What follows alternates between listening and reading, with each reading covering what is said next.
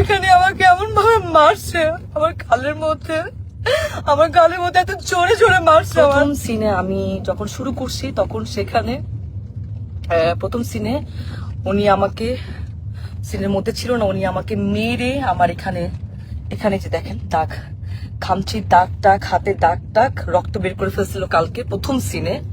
এবং সেইটা যখন মনিটরে এসে আমি যখন দাঁড়াইছিলাম তখন রিঙ্কু ভাইয়া এবং সেলিম ভাইয়া দুজনেই বলতেছিল যে তিশার কি হয়েছে, তোমার সাথে কি কোনো ঝামেলা আছে আগে, ও তোমাকে এভাবে মারলো কেন বা কি আসে বিষয়।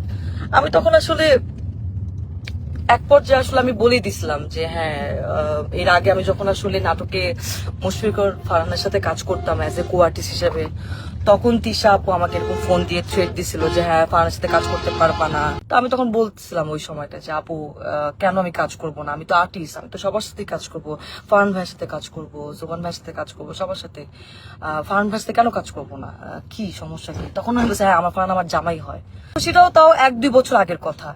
যাই হোক, উনি হয়তো ওই ক্ষোভ বা এই রাগ নিয়ে আসে কিনা আই ডোন্ট নো।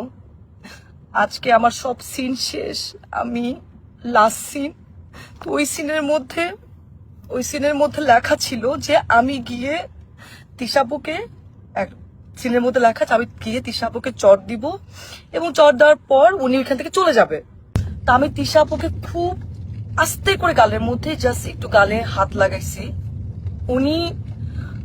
উনি চলে যাওয়ার কথা ছিল, কিন্তু উনি চলে না গিয়ে উনি সিনের মধ্যে, ক্যামেরা ওপেন ছিল, ক্যামেরা ওপেনে সিন চলতেছে, মানিকগঞ্জে এখানে অনেক মানুষ ছিল, তারপর ডিওপি ভাই আরো সবাই ছিল, এডিটর সবাই ছিল, উনি ওইখানে আমাকে এমন ভাবে মারছে, আমার গালের মধ্যে এত জোরে জোরে মারছে, আমার গাল, আমার চোখ ফুলে গেছে। আর আমি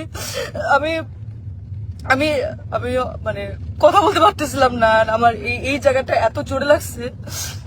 আমি পরে মনেকে বললাম যে আমি কিন্তু অ্যাক্টর সিকিউরিটিকে জানাবো, আপু আপনি যে আমার সাথে এটা করলেন এটা আপনি ঠিক করেন নাই, আপনি আমাকে এভাবে মারতে পারেন না।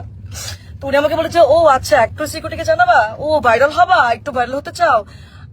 আমি ওনার কথা শুনে অবাক হলাম যে একজন সিনিয়র আর্টিস্ট কিভাবে এই কথাগুলা বলে।